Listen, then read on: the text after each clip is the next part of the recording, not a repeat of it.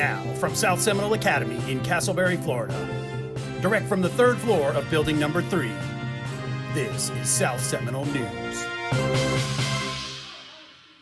Good morning, Hurricanes. Happy Friday. I'm Julian. And I'm Ava. It's February 25th, 2022. Welcome to South Seminole News. At this time, please stand for the pledge. Oh, it'll be my turn. I pledge allegiance to the flag of the United States of America and to the republic for which it stands, one nation, under God, indivisible, with liberty and justice for all. We're going to take a commercial break. Our break today will have a special announcement from the Dean's Den. As we go to commercial, here is today's trivia question brought to you by our Black History Month committee. We'll be right back after this.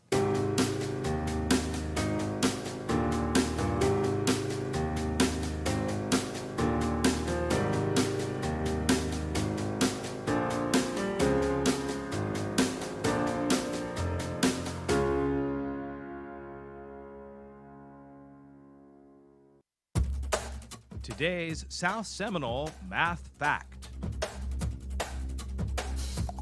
I think he's a pizzatarian. 11 times 11 is 121. 121 is a perfect square. This has been today's South Seminole Math Fact. Good day, Hurricanes. This is Ms. Mafuz along with Ms. Pearson and Mr. Fernandez, and we're here to introduce our behavior tracking form, which is something that we've already been using. We're just going to explain a little bit about it. Remember, every day is a new day, but there's some things that we need to follow. All right, so I'm going to go through the steps of the behavior tracking form. Like Ms. Mafuz just said, this is a process our teachers have already been using. We just thought it would be helpful if you knew what the form looked like.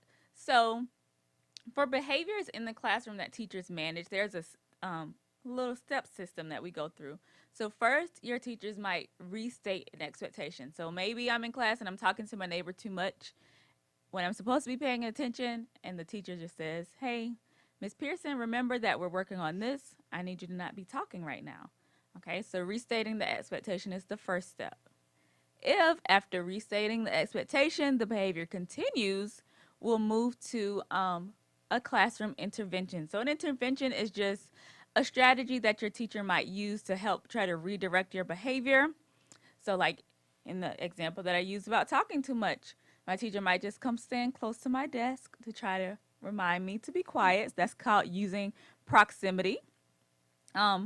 Or if you're doing the right thing, your teacher might encourage that and praise that and say, good job, Mr. Fernandez. I'm glad that you're on task, as another strategy or intervention.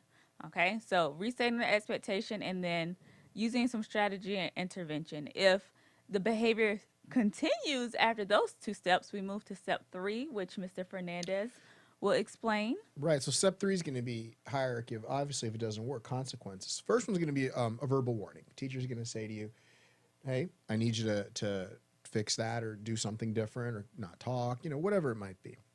After that, they're going to have a conference with the student. So the teacher might pull you to the side, have a conference with you prior to class starting, maybe at the end, possibly through class. They might pull you off to the side, have a conversation with you. That still isn't really working. Seat change could occur, meaning you'll be seated somewhere different in that classroom for that day. Finally, a loss of a class privilege.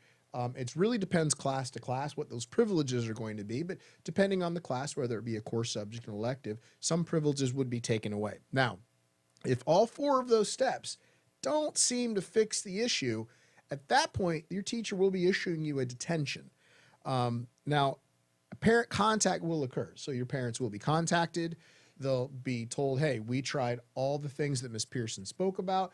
We've gone through all the consequences that I just spoke about. Problem still didn't fix itself. We're having some more issues. The parent will get contacted and there'll be a detention. Now, if the detention still doesn't work and that behavior continues, at that point, that's when it moves into a disciplinary referral. And nobody wants to move into a disciplinary referral. It goes on skyward. It becomes part of your permanent record. And we really don't want to go there. So we really hope that we can solve some of these issues before we get there. As you can see, A lot of things have to occur before that referral. So we want to make sure that we're giving you every opportunity to turn that behavior around and turn your day around. And so I just want to wrap around and remind you what Ms. Pafu said about every day is a new day. You get a fresh start every day, okay? But we do have these systems in place just so that, behaviors are in the right place so that learning can happen in our classrooms. So we're always here to support you.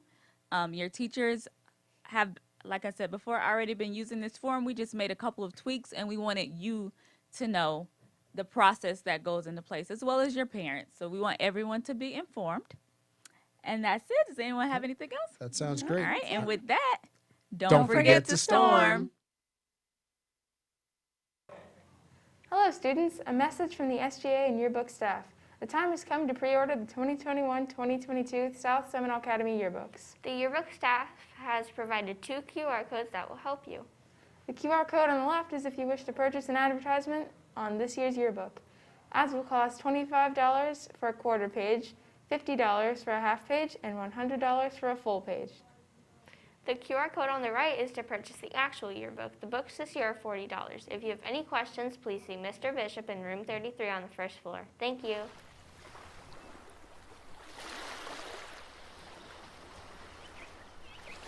Welcome back. A reminder to all JRTC students, please wear your combat uniform on Tuesday and Wednesday. And remember to bring your PT uniform on Thursday and Friday, and also wear your personal JROTC shirt on Friday. And speaking of the JRTC, last weekend they represented SSA at the baseball and softball opening ceremonies in Winter Springs. They represented the color guard to kick off their new season. Thank you to the JROTC for your attendance and for showing everyone your skills while in uniform. Ms. Torres is looking for the donations to give to the sanctuary in her classroom on the first floor. The sanctuary is looking for items such as blankets, dog and cat food, bedding, rabbit and guinea pig food, big and small cages, and fish tanks. If you can help, send your donations to room 9 on the first floor of building 3.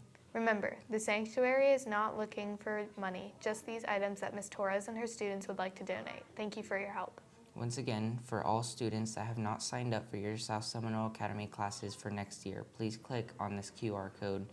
You must sign up right away for your classes. You can instruct your parents to our YouTube page to watch today's newscast to find this QR code. That's all for today. Make sure to check us out on Instagram, YouTube, Twitter, and TikTok at South Seminole News. And don't forget to like and subscribe. Also, please like the South Seminole Academy and PTSA Facebook pages for more info. And students, every day here at South Seminole Academy, we strive for success, take responsibility, opt to lead, respect others, and make good choices. Thanks for watching. I'm Ava. And I'm Julian. Have a great weekend, and don't Don't forget forget to to store.